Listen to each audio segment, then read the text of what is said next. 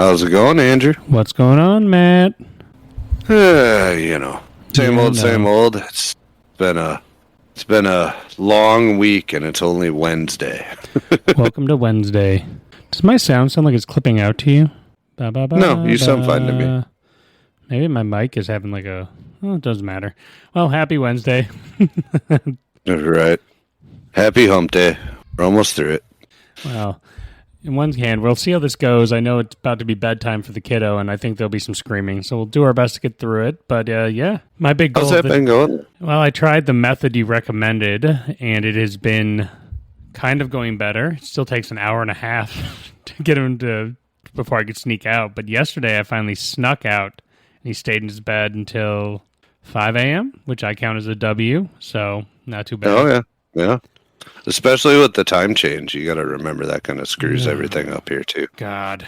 Yeah, it's been interesting. But, improving a little bit. I also just today finished drying some pumpkin seeds to store away, so I got 100 pumpkin seeds. The other thing I got going on in my life. Munch on? To munch on or to plant? I made some to munch on earlier. These are to plant. These are planting pumps. Pumpillons, as they used to be called. Good luck with that. They were You gonna try to grow like 100-pounder and get into the competitions for giant pumpkin? That's a whole lifestyle I learned to produce those big boys. There's a lot of it is. There's a lot of nutrition involved. You take a Q-tip and you pick your biggest one each season and you pollinate specifically. It's a pumpkin lifestyle.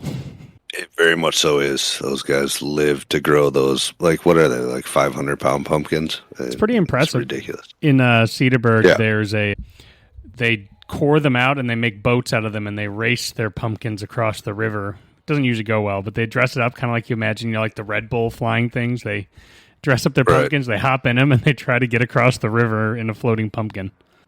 I'm going to have to go watch that sometime. That seems wild. Let's just say some pumps do better than the others. Some just drop and they're swimming away from the sunk pump.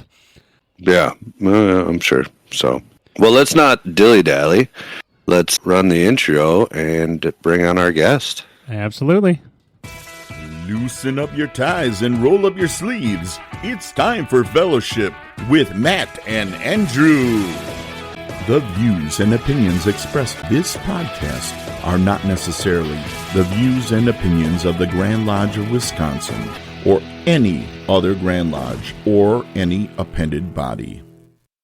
All right, and we have a very special guest joining us today. We have Right Worshipful Brother Chad Kopenski joining us today. Kopenski, I should say.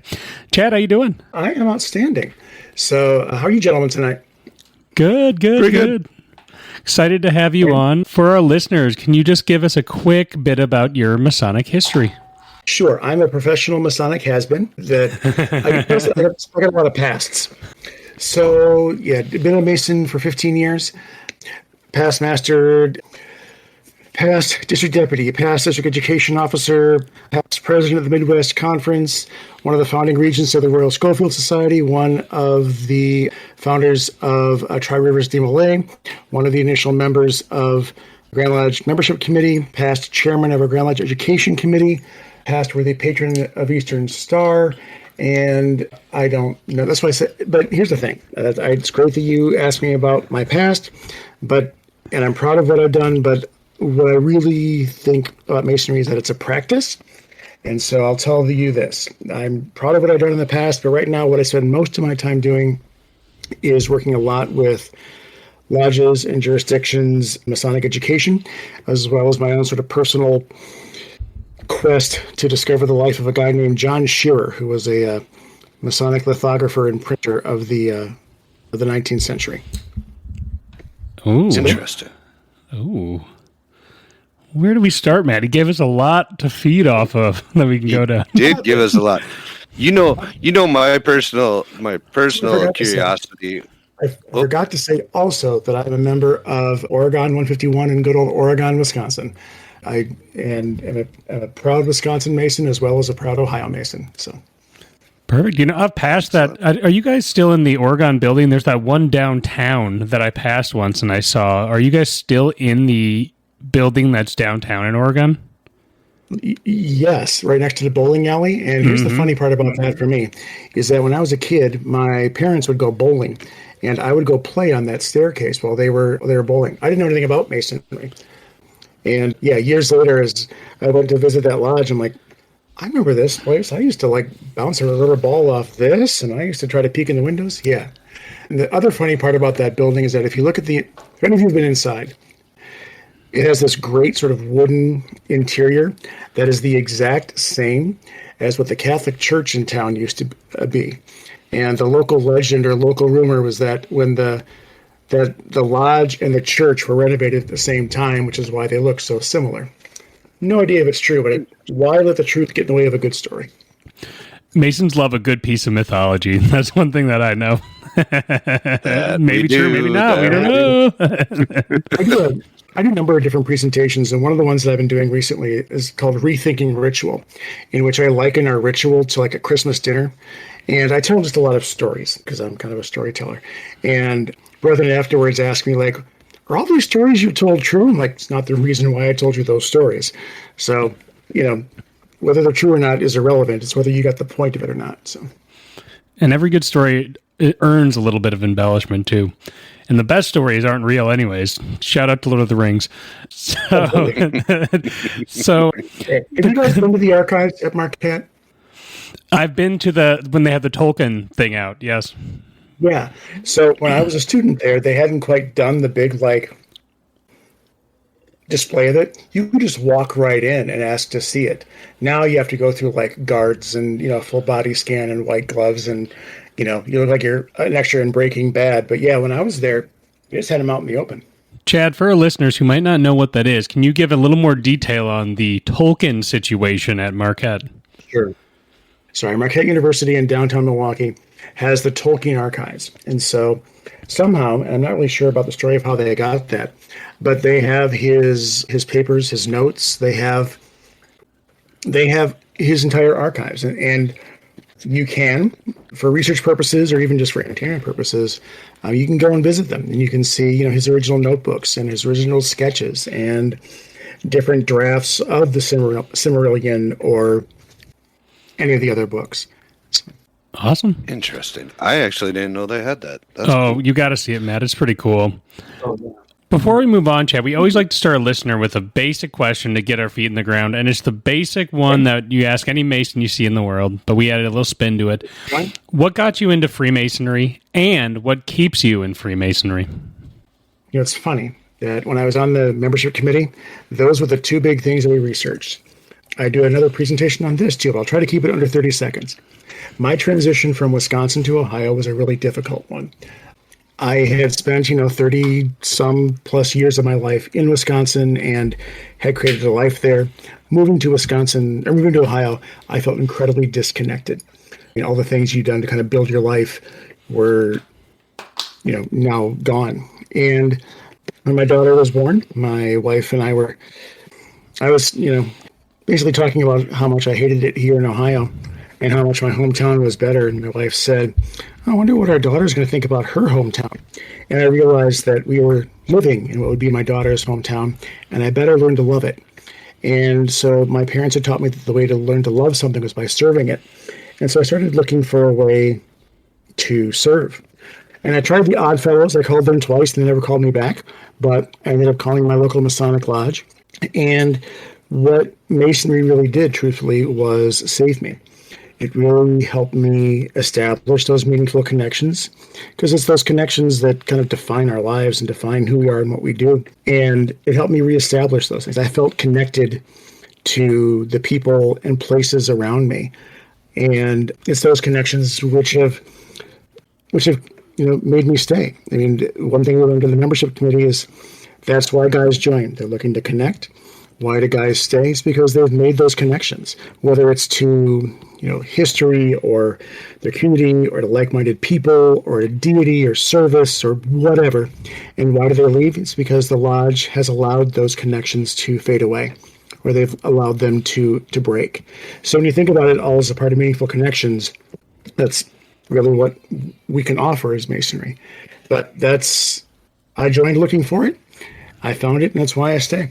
You know what's interesting is when you really think about what a hometown is, it's the fact that you have good connections that leave memories that you're fond of. And so even if the connections fade in your hometown, you still have the memories of those good times and the, you know, the people you know and stuff like that to ground you there. So when you go to a new place and have to form a new town, you do have to go back to square one, and you have to make those connections to make those memories to make it feel like home.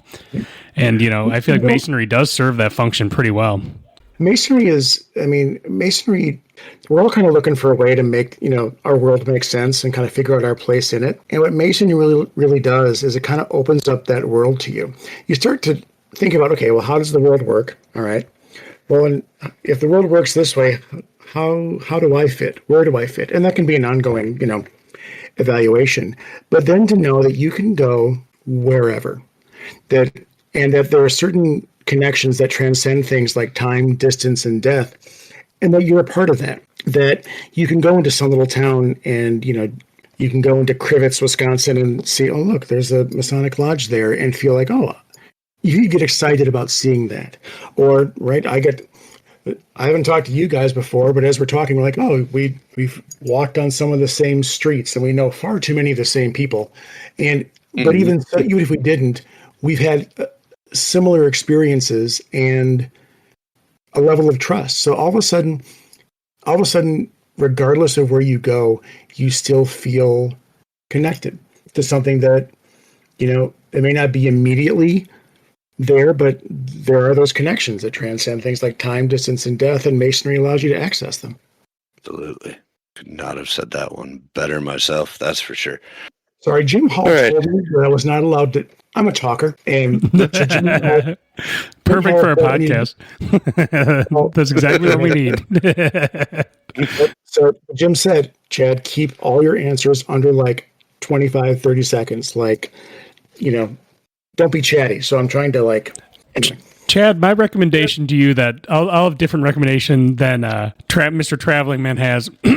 We like to go full stream of consciousness on this show and just see what happens. So let your freak flag fly and go down as many rabbit holes as you want, because that's kind of our brand.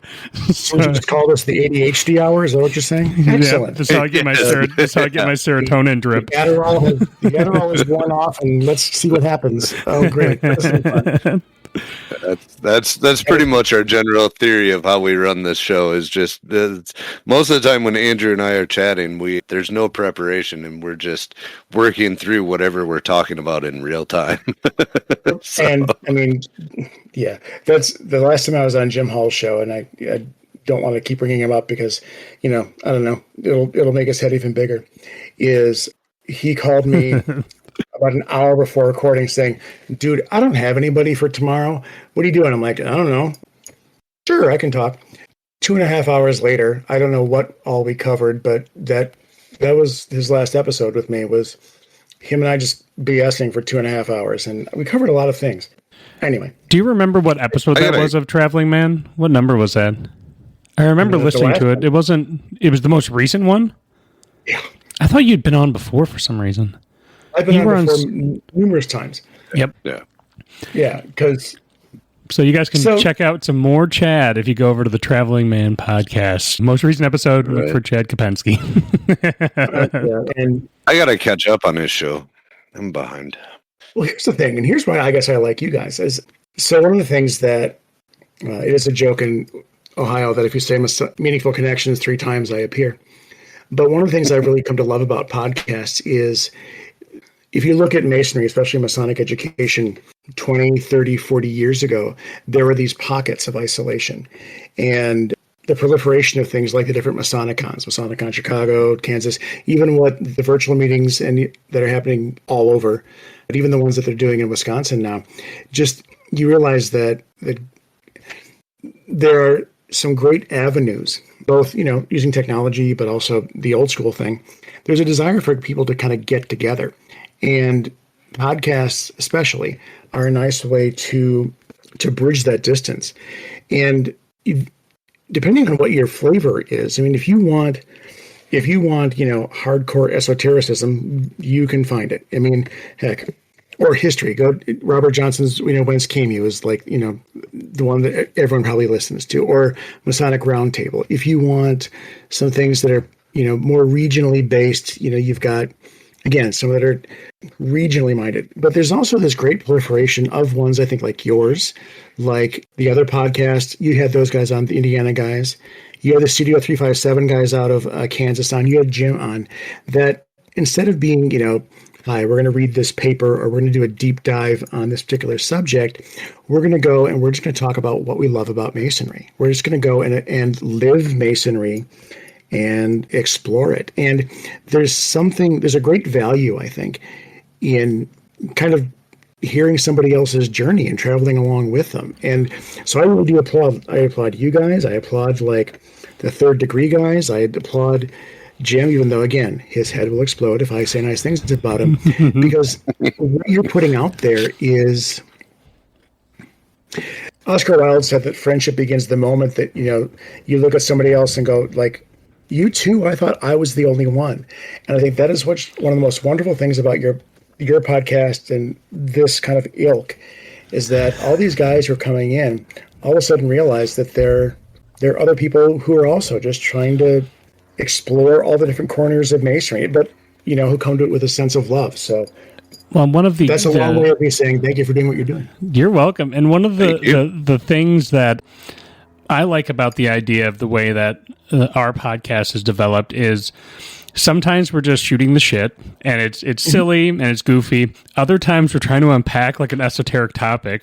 And part of the goal is, it's supposed to be fellowship based, but it can also be educational at times. And it's to show people you can have deep educational conversations casually with brothers and still have a good time. Like, you don't always have to talk about planting, though me and Matt often do on the podcast. But, that's just like fellowship. Sometimes you're talking about the sports game, sometimes you're talking about dinner, but it's also show people who are educationally minded that you can talk about Masonry together and explore ideas together in a fun and just casual way. Even if you're just sitting at a bar having a pint, you can still, you can talk about what you're interested in like a fun way. And so it's trying to show people like, you were saying how for a while it used to feel isolating. Like, I don't have the education I need. Now people have access to the education. And my hope is that inspires them to say, you know what, I've experienced it virtually here. I think I can create something like that in my actual personal connection cycle with people face to face. Well, sorry, I'm going to go off on a soapbox here, and I apologize. But, one of the things that, again, working with membership and on education, we've kind of had to change some of the messaging. And I think that's where, again, the conventions and podcasts have helped us, is there was this idea that, that a person can get everything they need from one particular lodge. And so we almost need, in a weird sort of way, lodge polyamory, that it's okay that, the lodge across the street, if you go there and all they really do is they got really good pie twice a month. Okay, cool. But if you really want that deep dive, like traditional observance, heavy education, it's okay that you go and visit that lodge too. Or if it is okay for you to go and visit the lodges or the Masonic experiences that give you what you want. And you're not necessarily cheating on anybody. You recognize what the things it is that you want to do, and you are able to utilize it. And the other thing that we realized, and this was on education, is that, well, here, let me do this. For you guys, when you think about Masonic education, what qualifies? Anything that can give use to brothers. Yeah, anything that qualifies and fits in the definition of like making good men better. So if you have an accountant come in and talk about how to prepare taxes and guys in the lodge take something away from it, that's education and helpful. You guys are hysterical, because I used to have worked with other jurisdictions. I used to ask them a certain series of questions along those lines. And very often what we'd find out is education was sort of like what it was defined about what it wasn't. Well, it's only ritual. It's not ritual. It's this, it's whatever. And you guys on your own have kind of come to what Ohio has done for their official definition of Masonic education, which is that Masonic education is any activity properly framed that teaches brethren Masonic values and how to incorporate it into their lives. So you're right. If you have if you have some guy who wants to come and talk about shaving and can make it Masonically relevant, then that's Masonic education. Or, and that may be more of use to the brethren than talking about the use of the semicolon in ritual. If it helps the brethren live Masonically, then that qualifies as education. Well, we like to say too, like, when I was talking to our counselor, I said, I still want 1/3 of it to be something that you can only hear in a lodge. So something about ritual, something about masonry that has some more depth to it, because people do want to hear about that too, right? But that we don't need to be bogged down and say we just have to talk about the working tools for the 20th time this month. But to say, like, we had a brother come in and show us how to make mead. He brought his entire setup in and showed us how to make mead. Another brother showed us how to properly read and use a fire extinguisher, being like, hey, these are skills that everybody should know. And the mead one maybe is more subjective, but I think everyone should maybe know a little bit. But, like the fire extinguisher, we have an AED one coming up. And yeah, that's a big thing. So 2 thoughts. One, I'll tell that story another time. But one of the things that I did is that when I was chairman of the education committee, I did a lot of training of our district education officers. And I used to tell them that, brethren like to talk. And so if you let them talk, it's amazing the stuff you're going to find out. And so there were 2 that I would tell them that they would just, if all else fails, if you go into a lodge, do this. One is I would tell them to ask the brethren about a time that they had met another brother out in the wild. I was at O'Hare once and talking to a group of guys, and this big, huge hand came over the top, grabbed my ring, and, this gentleman said, hello, brother. I think we have some mutual friends. Do you know Hiram Abiff? I'm like, yeah, I think I just saw him over there in the bar. And it was this Prince Hall guy from Arkansas who was waiting for his flight, and we just sat there and talked for like an hour like we were best buddies. The other thing I would do is I would ask guys to talk about everyday carry. What is it they carry with them every day, and why do they carry it? Now, what should a Mason carry with him every day? And that conversation went everywhere from the literal to the esoteric, but getting guys to sort of talk about how they view Masonry, or how it makes sense to them, and how they've made sense out of it. And so instead of getting one viewpoint, you're getting multiple, and you're able to access that generational wisdom within a lodge. Yeah, I agree with you. There's certain things that should happen that only can happen in a Masonic lodge, and sometimes that is accessing that generational wisdom. It is. I like that everyday carry one. That's a fun one. You can't see it right now, but I carry this like Benchmade Griptilian pocket knife, and I got a whole story about this. But yeah, there's a reason why I carry this, right? I imbue it with meaning and significance, and there's a reason why I carry this. That I have imbued with, symbolic meaning. That's a whole other story. But as a Mason, what should you carry with you? Should you carry the, $2 bill so that for charity? Sure. Your dues card? Okay. Your ritual? Okay. But what about an open heart and understanding, what should you carry with you? Guys, I've been talking straight for like 7 minutes, and I apologize. No, you're fine. You're fine. I've really enjoyed everything you've had to say, so I definitely don't have a problem with it. And I think that I'm going to be stuck on that everyday carry one now. We're going to have to do that at Lodge at some point, Andrew. Well, you can lead it. What's in your pockets? What do you carry with you? A lot of stuff. No, I always have a knife. I always have a Lake Lodge Challenge coin, dues cards, and everything in my wallet. Cards for the podcast. Why do you carry the knife? For work.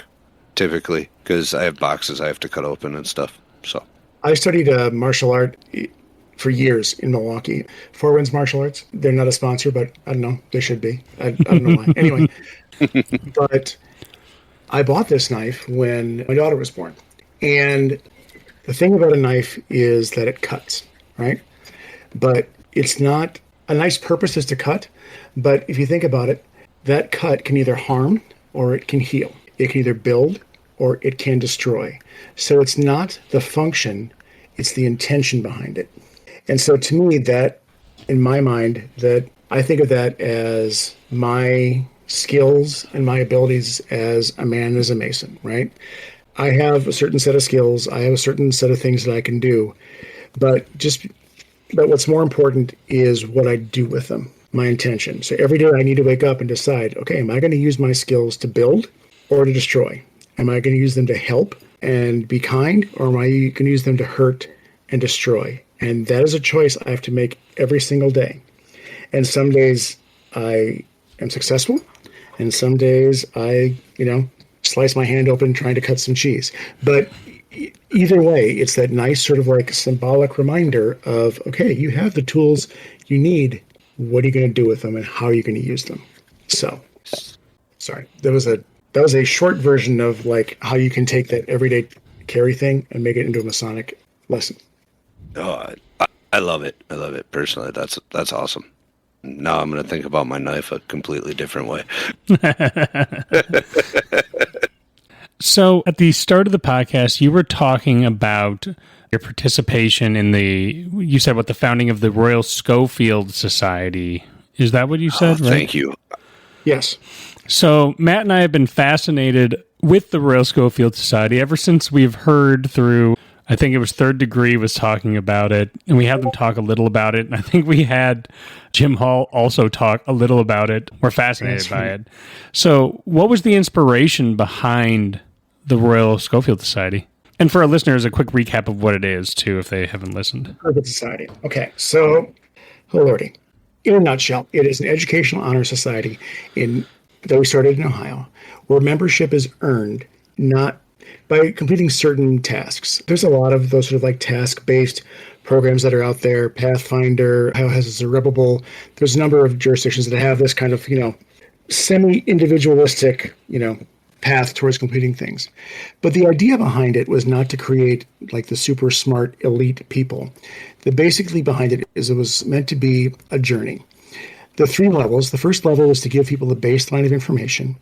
The second level was to really get people to kind of figure out who they are in Masonry. We asked them to research their top line signers. We asked them to do some travel within their district. We asked them to take some basic foundational tests. We also asked them to do what we call the working tools letter, basically write a letter of what the working tools mean to them and how they've incorporated them into their lives. The third level, the whole idea was to kind of figure out where you fit in Masonry in the larger sense of Masonry. So gentlemen needed to travel outside their district. They needed to mentor somebody through degrees. They needed to give a lecture. They needed to read a book, and basically give a book report. They need to do research, either Masonic law or religion outside of their own time and tradition. And the 2 final things that people usually do is, one, they write a letter in which they basically write a letter to their lodge to be opened 50 years from now. And so imagine if, the oldest guy in your lodge, all of a sudden a letter showed up to the lodge written by him when he was just starting out. The second thing that they had to do is called their masterpiece. It is a piece of original research that kind of shows sort of who you are as a Mason, that is presented in open lodge. And the idea behind this is that you come out of this not, again, with a PhD in Masonry, but you really have kind of figured out what Masonry means to you and where you fit. It's not hard to do. It just takes time and dedication. And those who finish it get a nice, cool little medal, and they get a nice number that they get to brag about. And they get to be connected to really kind of a larger body of Masonry in general. And I was lucky. I got to be there right at the beginning. There were 3 people in the first conversation that started the Royal Scofield Society, and I was one of them. It was Most Worshipful Charlie Murphy, Most Worshipful Jess Raines, and myself. And when they told me the name, I said, great, what the hell's a Scofield? And because Royal Scofield was the name of a past Grand Master in Ohio, who he was head of the education committee for about 30 years and was really big with the Midwest Conference. And so that's it in a nutshell. But you had questions or you had thoughts about the society?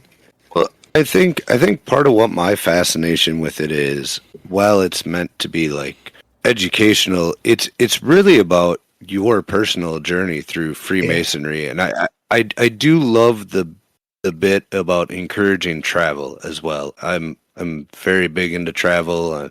One of the topics I try to convince people to get out there and do all the time, because I think travel is important. And so I find it interesting that element got incorporated into the program as well. And I've been kind of enamored, for lack of a better word, with the idea of the Royal Scofield Society since I first heard about it. Do you know Jason Laramie? You ever met him? I have not. Okay. Actually, Jason's become. I know of him though. Yeah. Jason actually joined a lodge in Ohio just so he could go through his Scofield journey. And we're working on Adam Rigdon. Eventually we'll get Adam to do it too. But let me tell you one of the nicest things about this is, again, like I said, this whole idea of recognizing that there are people who kind of think the same way you do, or at least by seeing Masonry through their eyes, all of a sudden you see it differently.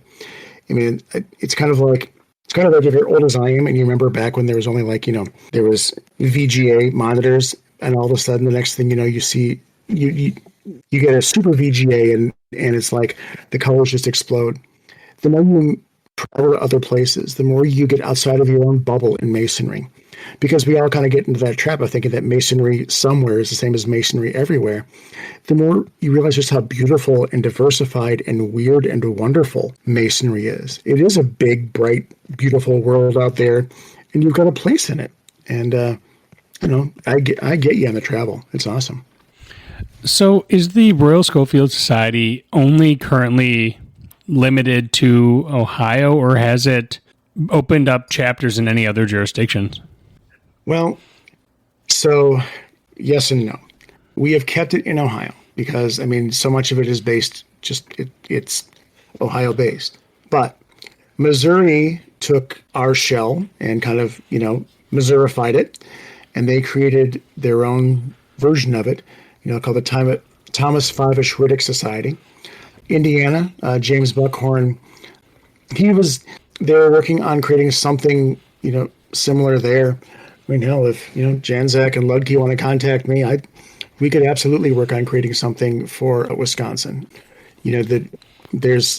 I think it sounds deep and important enough as something that when I heard about it, I go, this is something the craft in general sorely needs as a way to show not only it's a unique way to educate, and it sounds like it's not exactly what you'd expect going into an educational society, that it's something that I think could have a broad positive effect on the craft at large. Is the only reason I ask.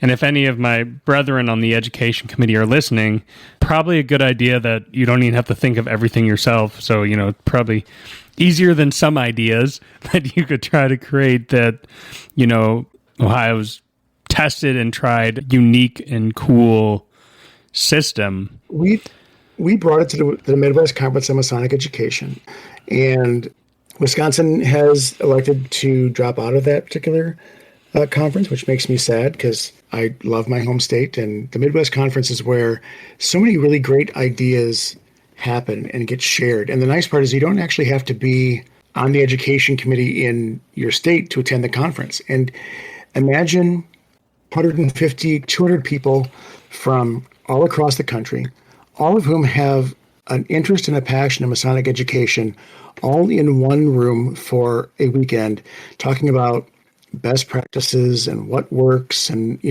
just you leave there with new ideas and new friends and new connections. And, it's amazing.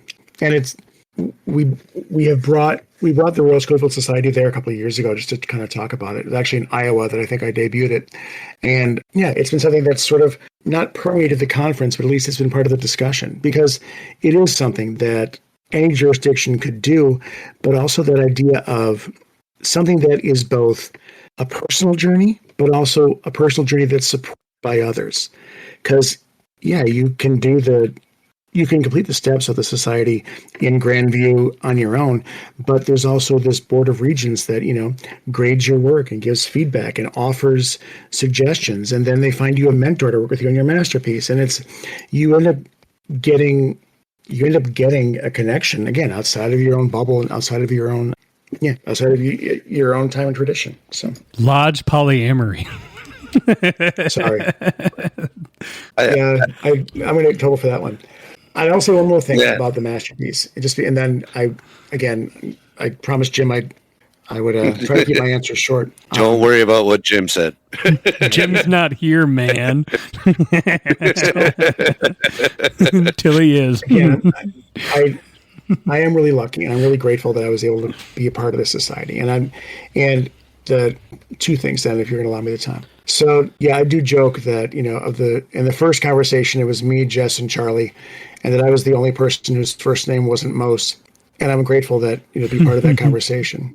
In the second part of the conversation, Jess and Charlie asked me, like, okay, who's the team to put this together? And we put together 5 people: Ken Cohen, Josh Beasley, John Montgomery, Charlie Murphy, and myself. And yes, every time I say Charlie Murphy, I do think of the Chappelle Show, but that's okay. We'll get beyond that.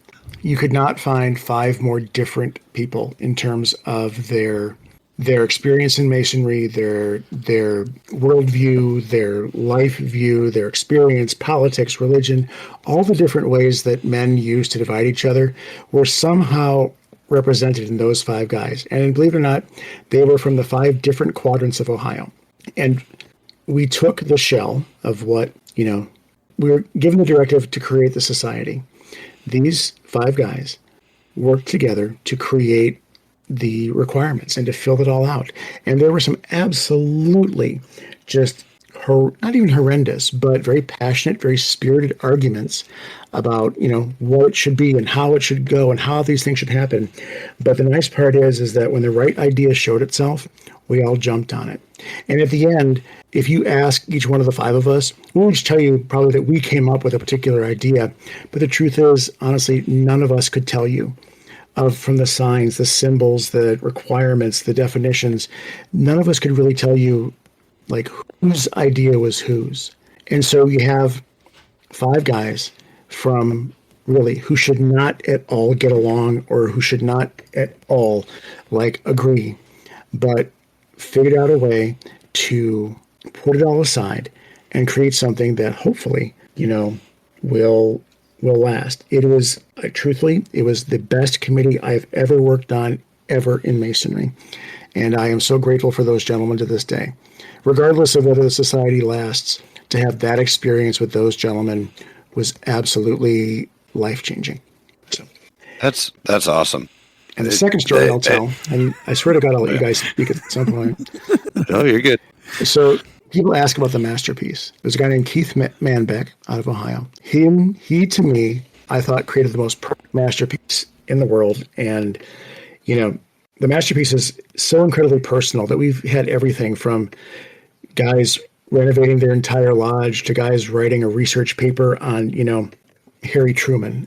But Keith was a scientist, and he wanted to look into the sprig of acacia. And he started writing his paper, and he wrote it on, from a scientist standpoint, the nature of the plant and its chemical properties and medicinal properties. And then he started looking at it in terms of its symbolic, meanings, that's use of a symbol in the craft.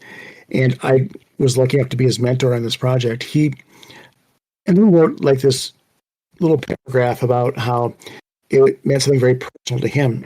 And in talking to him, his daughter died of cancer. And when she was in her 20s. And it really devastated him.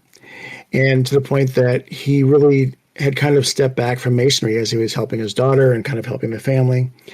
But he was asked to come to Lodge to deliver the Master Mason lecture. And as he was doing it, and he got to the point about explaining that symbol, he said, all of a sudden, it was like something clicked and something made sense. And that symbol, he said, was revealed to him. And it really helped him understand, or at least come to a type of peace with the death of his daughter. And so as part of his masterpiece, in writing this paper, I told him, I said, Keith, that's the good stuff. Yes, do the science, but don't forget to also give why this means so much to you and what you learned from this. And so when he did his presentation, he actually got sprigs of acacia from the Holy Land. He put them into a shadow box in the shape of a square and compass, and he gave them to his lodge as he presented this paper. So now in his lodge are some sprigs of acacia from the Holy Land, and he gets to talk about them when he gives the lecture. And afterwards, he will tell the new brethren as they've raised, he says, let me tell you the story about why these are here. And so to all the brethren. And so here's this piece of very personal, researched, Masonic education that he created and gave to his lodge that shows who he is as a man and as a Mason and was created to help others. That's why I love this society. It's because what the guys do with their masterpieces, what they do with their works, it's mind-blowing, the stuff that you find and the stuff that you see. That is quite awesome. I would like to, Andrew, if you don't disagree with me here, I would like to touch on the Midwest Conference on Masonic Education. I've heard a lot about it from Adam Rigdon, because I know Adam quite well. That's because we made Adam come. That's because we threw Adam into a car and drove him all the way to Canton for that. But yeah, I love Adam. He's a great guy. Yeah, I'm actually, his lodge up in Watoma is not far from my hunting property, so I pluraled into the lodge up there. I convinced Adam to go see Space Novum down in Illinois, and I'm glad that he did. He's had a great experience there too. Okay, Midwest Conference, bring it. Nice. Yeah, so I think there's value in those conferences. We, as in the podcasting world, have been kind of kicking around the idea of doing a Masonic podcasters conference because we think it could be of value to us as podcasters, but that's a whole nother topic. I just want to know more about the Midwest Conference on Masonic education. How long has it been going on? Who's all a part of it? Give me the lowdown.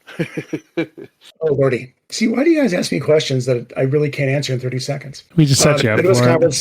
Midwest Conference started in 1949, and it was meant to be really, I'm trying to get also the list of all the, here we are. I will put into the chat, can I put a picture in there? Yoink, yoink. Maybe I can. I can. All the jurisdictions that are there. Anyway, started in 1949, and what it basically was at the time, it was an idea for the smarty pants, the Grand Lodge officers working Masonic education to come together to do what we talked about, sharing best practices, seeing what works, seeing what didn't work. And there were a lot of things that have happened in many jurisdictions that have come out of that conference. Not necessarily one-day classes, although that was kind of part of it, but probably about 30 years ago, you saw a shift of Masonic education towards more things like leadership training. A lot of those leadership trainings came out of the Midwest Conference, were developed there. There were different programs, different ideas, all sorts of things have come out of that conference. Now what it is it's actually been opened up to, this happened a few years ago. We opened it up not just to the Grand Lodge representatives, but opened it up to anybody who is involved in Masonic education, whether it's at the lodge, district, state level, to come together again. And what they usually do is they usually have about 2.5 days of programming where it might be on a particular topic. It might be a particular roundtable. They might have national speakers who you can kind of learn from. They usually have a lot of breakout sessions. Like we had one at Canton, which has been really helpful. We called it the 3 books every blank Mason should read. And it was in the session, what we did is we kind of developed this definition of, what type of Masons are there out there? Okay. What are the 3 books that all of those Masons should read? And we came up with this document that I'm putting in the chat for you. If you are a lodge education officer and if a brother comes up to you as a Master Mason and asks that awful question of I'm a Master Mason, now what? You can get to them and say okay, what are you interested in?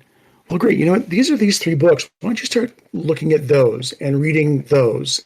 And we had another session in there just talking about, I will laughingly call it My Shitty Lodge, but where we said, okay, here are some scenarios of lodges that are really not doing well. Okay, in this group here, let's use our group think. How would you work with that lodge? What would you do with them?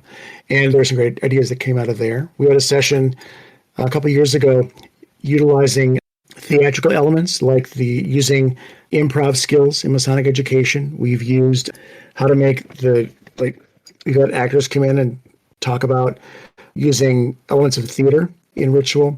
It was at the end of the weekend, really, you have You've gone to a festive board. You've met these people. All those people whose like podcasts you're a big fan of are probably there. Last year it was in Indianapolis, and I got to talk to Chris Hodap again and S. Brent Morris. Heather Calloway was there from the Center for Fraternal Research at Indiana University. Robert Johnson, Spencer Haman, who's a good Wisconsin boy who's down in Illinois now. Yeah, all the people that you probably listen to or respect or have read their books. Dan Hrinko and all those guys, they're all there. And you get to spend a weekend talking to them. And what we realized about the conference is that it isn't the sessions, even though they're great. The best part of those conferences is the 15 minutes between sessions, or it's the time when you are just in a room talking to guys from Illinois, Missouri, Texas, wherever, and just finding those common problems, finding those common solutions, or just making those connections. When we had it in Canton, we had a room that we called, it was the Ohio Lodge of Research room. And they had kind of an open mic platform where if a guy had an idea for a presentation and just wanted to get up there and get feedback from the Ohio Lodge of Research, they could do so. But we had guys from the Ohio Lodge of Research who came in, and people went to that room with all kinds of ideas just to talk to them and find out different resources or different ideas or different people they could speak with to, move them more forward. These conferences, whether it is like an Esotericon or a Masonicon, it's amazing what you can do when you get brethren together. I laughingly call it my traveling Wilburys theory of Masonry.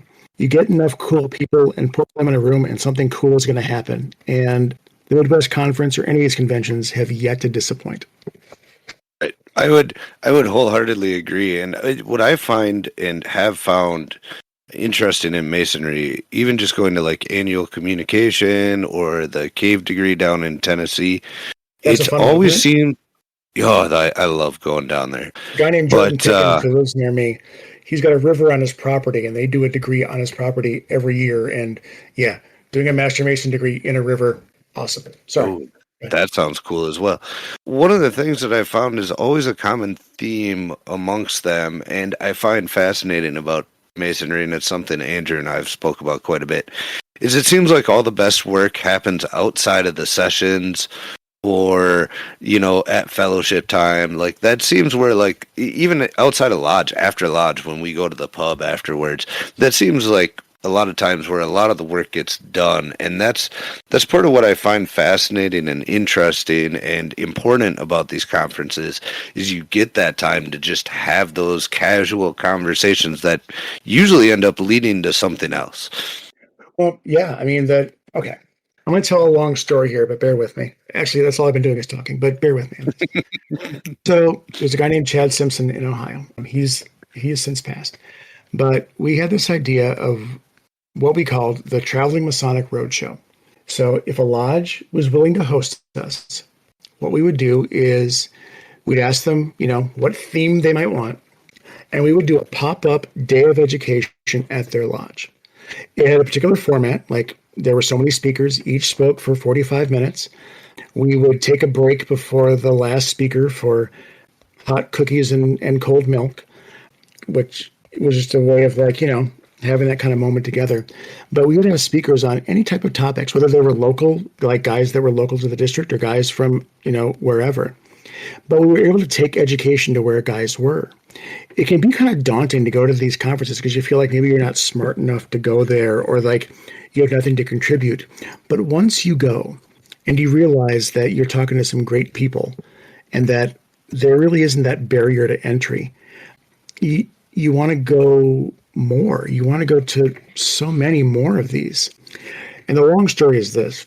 So one of these roadshows, one of our speakers didn't show up. And so Chad called me. He's like, listen, we need you to speak tomorrow for 45 minutes. Now, normally, if it's somebody who's going to speak for 45 minutes, I'm going to ask them to speak for 30. So, but because it's you, I'm going to ask you to speak for 15 minutes. And that night, I went home and out of pure and absolute spite, I created a presentation that was exactly 15 minutes. And it's a style it's based off of a Pechakucha. We did the Masonic Roundtable guys love it for some reason. And the reason why is because at the Iowa Midwest Conference, we had technical difficulties, and I went up to the guys there and said, listen, I got this thing on my computer that I've done. If we just need to kill some time, let me just do this real quick. And it was 30 images. Each of them are on screen for 30 seconds, and they flip automatically. And it makes a presentation that's exactly 15 minutes. And so you have to tell a story. And anybody can do it. You can take any 15 images off of your phone right now, and you could create this presentation. But if you are looking for a challenge, like, it takes me a long time to do one, to get one down to be that concise. But I presented one there just as like a whim, and that's how I met all the guys from Illinois and all the guys from the Masonic Roundtable podcast, and through them, like, all the rest of these guys. And it's an idea that we've actually used in different areas around the country that was born purely out of, spite and a way to tell Chad Simpson to go blow. But, And it was what happened at that conference in Iowa was, you start meeting people and you start sharing ideas and you start testing them and exploring them. And that's the benefit of those conferences. Sure. Andrew, you've been quiet for a little bit. Let you get in here. So the other question I had, which I know is going to send you on a tear, is the last thing you mentioned in your intro. You said you're recently interested in some publisher. Don't start. Seriously? You're going to start this? I'm sending you down. You want to go down this rabbit hole. I know you do. Just leading you to the hole to kick you down it. Okay. See, we're the opposite of Jim Hall on this one. You're like, don't let him talk too long. We're like, I know how to make him talk long. We're going to kick him down the rabbit hole. I belong to a lodge in a small town in Ohio. And it's my fun lodge. Like, it's the lodge I joined literally just so I could sit in the back and throw spitballs. And, your home lodge, you feel this obligation to, I must learn the lecture and I must be perfect. So I'm like, nope, I'm just going to sit in the back and do nothing. They asked me to do the lectures, and my home lodge, we have a DVD that we use that I don't, and here they had a book that was underneath the secretary's desk. And I opened it up, and it's these beautiful lithographs of the symbols from our degrees. And I was blown away at the beauty of this book. And I asked the guys, guys, what's the story behind this book? And I got, oh no, it's always kind of been there. And then I made the two most dangerous noises in Masonry. I went, weird. And then there you go. So basic Google foo, and I found out that this book was being sold from an auction house at that point for $6,000, and that there were only 4 known copies in the world, and 2 of them were in the Library of Congress. I'm like, what now? And then I noticed that one of the prints in the back of that book looked like a framed print on the back of the wall of the lodge. And again, a little bit of Google foo, and I'm like, that print is now going for $400. It's like, what the hell is this? And there's a guy named John Shearer, and I call him my buddy Shearer because from beyond the grave, this dude keeps messing with me. I am not a researcher by trade. I am kind of falling ass backwards into Masonic research, but it's through my looking into his work that I have connected with people from around the world and around the country. And it's just interesting, the stuff that you find. You have seen his stuff. He is probably the most influential Mason. You don't really know who he is. He got ripped off. So if you've seen any of those canvas charts, they're either Shearer or one that he did. MC Lilly and Pettibone and any of the groups that made those glass slides borrowed a lot of his images to make those glass slides. And he was incredibly important for a brief amount of time. And the more I keep looking into him, as soon as I get one question answered, 2 more pop up. And it's been such a weird and wonderful journey because, the book that I found in my little lodge shouldn't exist. And by looking into that book, all of a sudden I've gotten to meet Heather Keller in Indiana and Dan Gardner over in Montana. And I'll tell you, this just happened recently. I was driving out to Virginia. There's a guy named Joe Martinez. He has a lodge out there. I was driving out to visit them, and I get a phone call from a guy from Virginia who says, oh yeah, I talked to my friend in Ohio who says, you know everything about this guy, John Shear. I'm like, sure, why not? And he had found a stack of books, and I'm sitting there talking to him in the car ride about John Shear and his work and the things that I found. And he's telling me the things that he had. I'm like, yeah, I can authenticate that this is what they are and when they were, given. And I heard really good about that conversation. I pull into a parking spot, and then I get a message from a friend of mine named Matt Bosch. Matt says, hey, did you ever find his chapter council carpets? I'm like, no, I haven't found any evidence that they actually existed. Why? He goes, well, I'm looking at one right now. And he had found one in a lodge somewhere in Washington. And so, yeah, it's been this weird and wonderful journey of here's this guy from Ohio that, yeah, just kind of, he's equal parts P.T. Barnum and a tortured artist. And it's interesting to find out about his life and times and to look at his work and just see how beautiful and influential it is. And it's been kind of fun to be able to go to different lodges and see the prints on the wall and say, do you guys know what you have here? And they don't. And to be able to kind of tell them that, look how cool this thing you have is. Let me tell you the story behind it. And let me tell you why it's important and why it's cool. I don't know. We in lodges, again, we get kind of in our own bubble, in our own routine. We walk by the same thing how many hundreds of times, and we don't realize just how amazing it is. And to be able to go into a lodge and sort of show them their lodge with new eyes, but also, again, discover this man and put the pieces together of who he was and why he was and what he did has been really, really fun. So, you know what's funny is I try to look it up, and the first article that comes up is Grand Lodge of Ohio, and it goes, check out Right Worshipful Brother Chad Kopenski's virtual roadshow. I feel like you probably wrote this thing.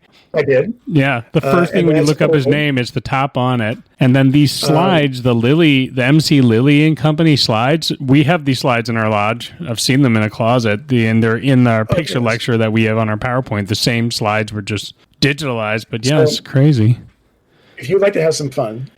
So one of the other things that I really like to do is I'm the guy that when I go into a lodge, I figured that I'll just keep snooping until they tell me not to, because I find some of the weirdest and coolest stuff. And in almost every lodge I've gone into, seems like in every lodge, but many lodges I go into, I find that box of glass slides. Do you know how easy it is to take those glass slides, take a photo of them, and put them into a PowerPoint or a Prezi and put those slides back to use? That's what we do with our picture lectures. Use the same slides. They're just like scans of them or whatever. Yeah, and the lodges didn't buy every single slide. MC Lilly was out of they're out of Cincinnati or Columbus, and then there was a few others that were. Ohio just had a lot of these places that made these things. They had a catalog, and lodges are just going to buy the ones that they need.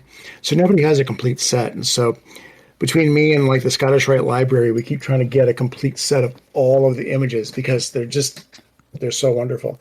Yeah, I talked about Shearer a lot of different places. This January, I did one for the Masonic Roundtable. Yeah, I didn't realize that I was the guy to talk to about Shearer because, who the hell am I? I'm nobody. But yeah, it's funny that that's the first thing that comes up because everything I know about Shearer is very different now from when I wrote that article. But yeah, you know what? How about I do this? Because I think I can share my screen. It doesn't really help anybody at home, but I don't really care. We'll explain what we see. Yeah, I'll do it this way because then I can kind of do I'll do the 6-minute version of, the 6-minute version of what is normally an hour. But sharing my screen. Share my screen. This one, I don't go live. Sure. It's funny. All right. You can see this, right? Yes. Okay. Yep. So, yeah, this is the book that I'm telling about, where I found it's under the desk. So for our listeners, there's a desk, and underneath the desk on the ground is a book, because that's where you keep books, on the ground underneath the secretary's desk. Yeah. And I sent that to Dan Gardner, who's the Grand Secretary for the Grand Lodge of Montana, and who does their museum, and Heather Calloway, who's the director of the Center for Fraternal Collections. I texted him with the tagline, how do you make Masonic curators cry? And this is how you do that. But these are the things I'm talking about. These images, you know, he did these at a time just after the Baltimore Convention where there was this desire to standardize ritual across the country. So he seized on kind of that desire to create these images that could be used in a lodge that, you know, weren't drawn on the ground, but were something, you know, permanent and emblematic. This is me talking at Masonicon Chicago. But yeah, every time I get one question answered about this guy, a few more come up, or the weird connections. I've been studying this guy for years and I got no breakthrough. Somebody said something to me at Chicago Masonicon, and it sent me down a rabbit hole of looking at a place I never thought to look. And the end result of that one comment that guy made was 3 hours later, I had Shearer's Masonic record. I knew the lodge that he belonged to in Ohio, and I had an invitation from that lodge to come to it and look through their records. But yeah, so I just looking at, you know, his work and looking at the, you know, finding, you know, his wife's name, finding out where he worked, finding the different things that he had created. And probably what the brethren will see a lot of is some of these diplomas that we talked about back there in Wisconsin. But what I want to get to is what most brethren will know of. Oh yeah, that's the other weird connection, is where his offices were in Cincinnati are basically right across the street from the Cincinnati Masonic Temple. I've stood on that corner hundreds of times, not realizing I was standing where his offices used to be. Oh, crazy. But yeah, these pull-down charts, if you've seen them, those are Shearer. And I've seen them, yeah. Yeah, you have. Everybody has. Because he used to sell his work on spec. And so there were wandering salesmen who would go to a lodge and say, hey, I've got regalia, and I've got these, you know, sheets, and you can pay COD when I get there. So you figure out the price with that agent. And so you don't see them much on the East Coast, but pretty much from Ohio to California, these were incredibly popular for a certain time. And I mean, my home lodge of Oregon has, well, they have some knockoffs, but they have these charts. And some were huge carpets, like that were, you know, 6 feet square. And some were these like 3x2 things on wooden rollers. Yeah. And I found I tell a lot about sort of his story because he's got a weird story. But these are all the different works of his that I had. So I was trying to show you. And the red ones here are the only ones I don't have.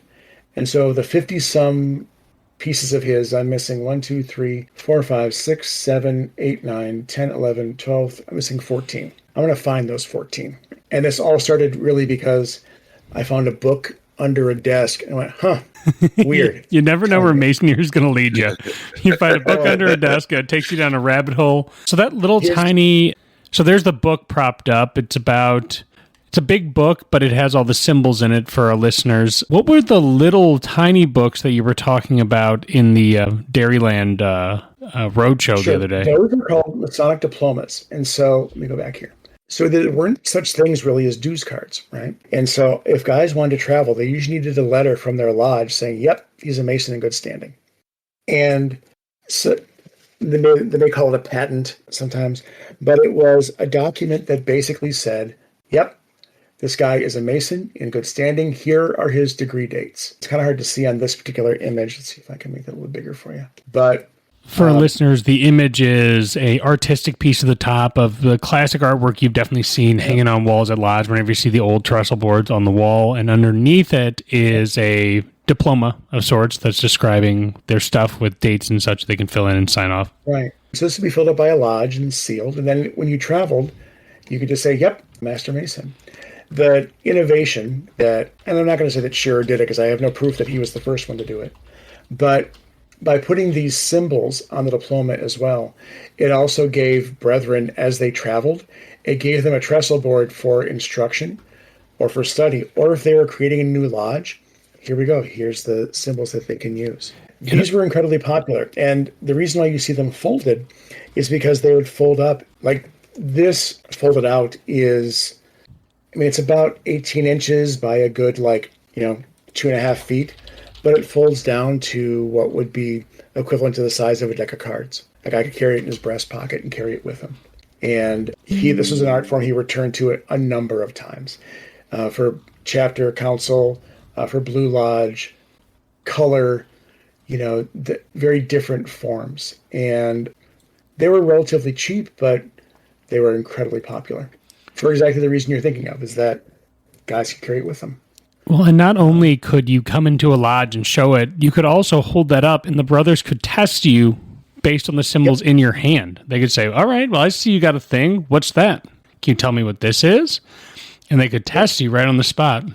And so much of his work is actually in the Library of Congress. And he wrote some books, one called the Gems of Masonry, the other called the Masonic Ladder, which are basically an explanation of the symbols of Masonry using some of the foundational documents and with his images.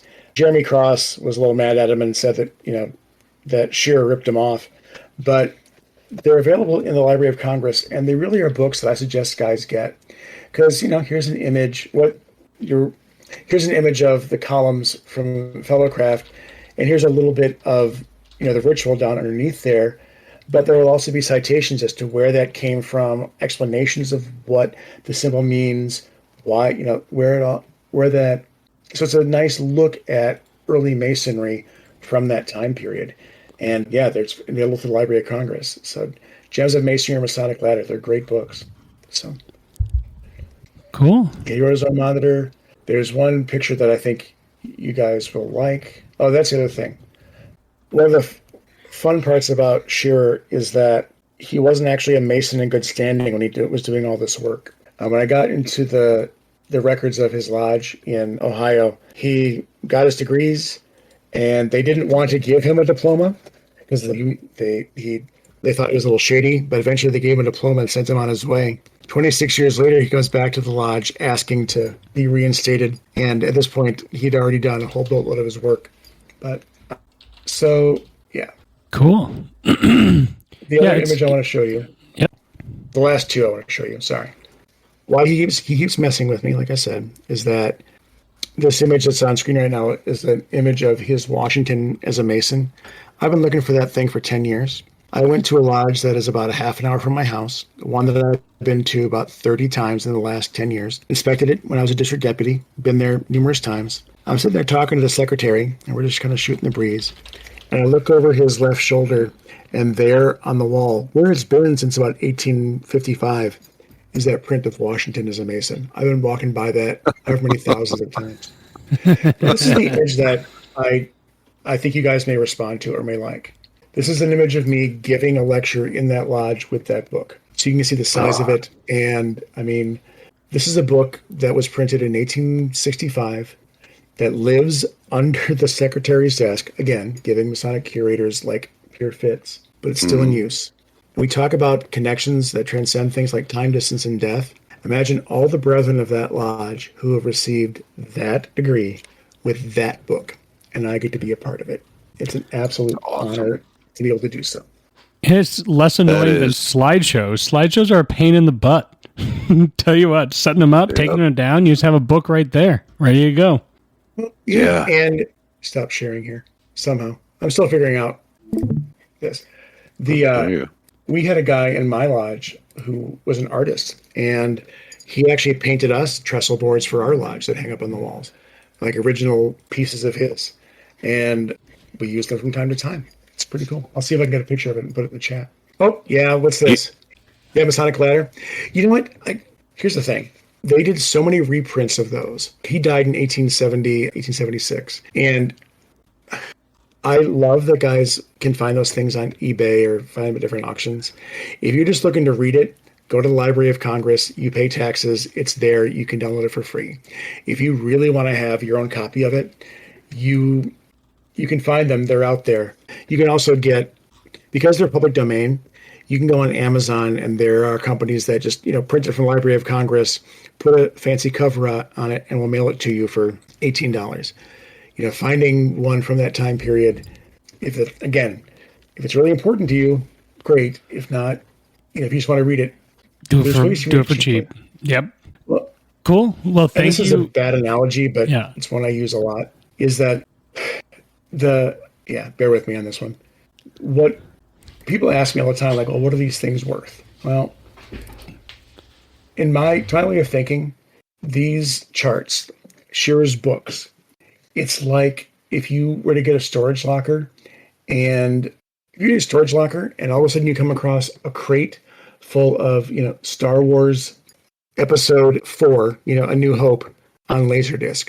Somebody out there somewhere is looking for this thing to complete their collection and is absolutely like dying to have, this movie in that format, in that way. But for most people, there's other ways to get it cheaper, easier, yada, yada, yada. So. Yep. It's all how much people are willing to pay for it, right? So. But I did learn something very valuable from this conversation. I'm never going to utter the words. To not ask me questions. Weird. Yeah. No. I'm never gonna say those two words that got you started down this rabbit hole. I'm never gonna say, weird. You know what? Here's why I hope that you do. Because, I tell guys all the time, just go be tourists in your own lodge. It is amazing, just the stuff you find in your own lodge. You've walked by it how many hundreds of times. But even just pulling that one thread, one of the things we do for the Royal Scofield Society that you wouldn't think would be as cool as it is we tell guys to get into the minutes of their lodge, and we tell them, go look for the minutes from the day that your top line signer, find his degree dates and find those minutes. And then find your top line signer's top line signer and look for those things. And just for guys to kind of start researching their Masonic heritage, their Masonic lineage. It's amazing what they find, or the connections that they find. There's a lodge here in Ohio that I think it's funny. As part of their past Masters Night, guys will get up and they'll recite their lineage, almost like they're Worfs from Star Trek, right? I'm Worf, son of Moog. But they're saying, my name is Chad Kopenski. My top line signer was Jeff Slattery, and his top line signer was Frank Jordan, and his top line signer was this and this and this and this. Oh God! And just to be able to state, you could go so far back. Who was my top line signer? I need to remember. If you can't do top line signer, how about the person who sat as master when you were raised? Because those would be in the minutes. Bill Reed. John Falk. You got raised while John Falk was worshipful. So I got my EA. I got my EA when Bill was still in, or I was visiting. I can't remember. Correct. Yep. Mm-hmm. Guys, I'm talking too much. It's all good. It's all good. Oh, you're all good. This has been a lot of fascinating information, and to be quite honest, it's been a fun conversation. I've really enjoyed it. I have no life and no friends, so I can go as long as you guys need to. So, what I put in the chat, and I am okay if you share this. These are the pictures of the paintings that one of our brethren did. He's sick right now, but he did this a few years ago. And yeah, these were his own original ideas, and now we, from time to time, will use these as our own trestle boards in lodge. So. Awesome. Those are cool. Well, just for the sake of time, because I have to edit tonight as well, I think it's time we hit you with our classic final question of the evening, which is, we ask every past master, what advice would you give to an incoming worshipful master about to ascend the Oriental chair in the East, which is about to be me, hopefully. If elected. If elected. I would say, see, you forget, I used to do the training for officers. I'm going to say two things. One, most worshipful masters come in thinking they want to be Captain Picard, but realize that for most lodges want a Captain Kirk, meaning that you're going to want to come in and you're going to want to, get consensus from everybody, and you're going to want to get, you're going to want to get everybody on the same page. Some lodges, they just want Captain Kirk to tell them where they want to go, and they'll do it. If you have the vision, if you have the idea, just do it. And by and large, the guys will usually, support you. Depends on the lodge, depends on everything. But, but the corollary to that is listen, understand your lodge, listen to what they need and what they want, and, go from there. The second thing I would say is, besides, listening to your lodge, you are at best, this is a weird analogy, but imagine that you got a family road trip going to Yellowstone State Forest. You are the guy who's driving the bus right now. Your job is to keep the bus on the road in the lines. And that's okay, because next year, or in a few hours, you're going to pass it on to another member of your family. You want to make sure that the bus is still in working order. You want to make sure you're still in the same direction. You want to make sure that the ride is enjoyable for everybody that's on the bus. But it's not really about you. There's a time before you, there's a time after you, but this is the time of you. And you've got a duty to those who came before and those who came after. So it's not really about you. It's about that journey and where the lodge is going, and that you're a custodian at this point in time. One other thing, just because I want to see every lodge do this, because I think it is something that lodges, I wish every lodge would do this. I visited a lodge once where the worshipful master and senior warden stood in the threshold of the door. And as guys walked in, they shook their hands and said hi, greeted them by name if they knew them, or if not, said, hey, I'm glad that you're here. And I watched these guys, and it was amazing just the things that happened in that threshold.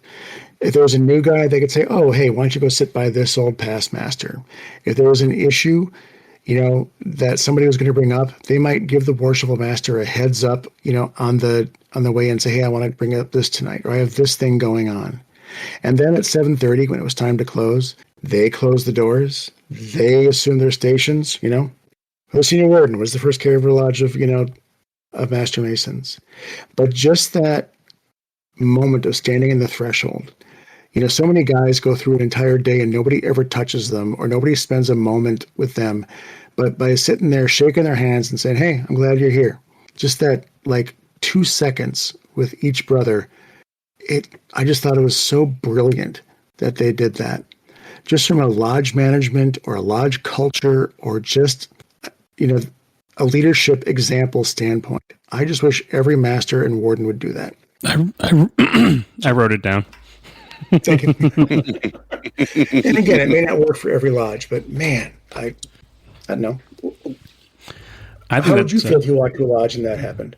I think what's interests me with that is it's not only a good example, it's practical. And the master's the first one in the room, and he's tapping on his watch. What also makes people start to get in there? When they can see that you have to shake their hand on the way in. You're like, well, I don't want to hold them up. I know he's got to open. And then also you get to say, like you said, hello to everyone, which is a great greeting from the 2 senior officers of the lodge. And like you mentioned, if there's something that hey, I have something I want to bring up, and they didn't have a chance to catch you, during fellowship or something, they can quickly tell you, all right, already on my agenda, for last minute adjustments. It seems very brotherly, and I like it. And just, they close the doors. They've done the purge. The brethren will take their, Yep. We know. Stations. Yep. Yeah. Heck yeah. All right, brethren. It is awesome. 20 to 11 my time, and I just heard my wife Yep. We'll wrap us up here, but Brother Chad, thank you so much for coming on and joining us and regaling us with your stories. You have a lot of wisdom and knowledge in all of your past experiences, which is great to hear. That's why it has been. So thank you for taking the time. And to our listeners, if you want to hear more from Chad, you can hear him on the Traveling Man podcast. And I think he's been on some other stuff too. He gets around. And feel free to check him out. If you guys invite me back, again, I have no life and all my friends are here. I will gladly go. I will go where invited. So have apron, will travel. It's kind of is sort of my mantra. But yeah, I'm going to use that picture you just posted as our thumbnail, probably. That sounds great. Awesome. Well, thanks for coming on, Chad. We really appreciate it. And to all our listeners, if you want to reach out to the podcast, please remember to email us at timeforfellowship@gmail.com. Please like, subscribe, and review, yada, yada, yada, social media, yada, yada, yada. Here's your music.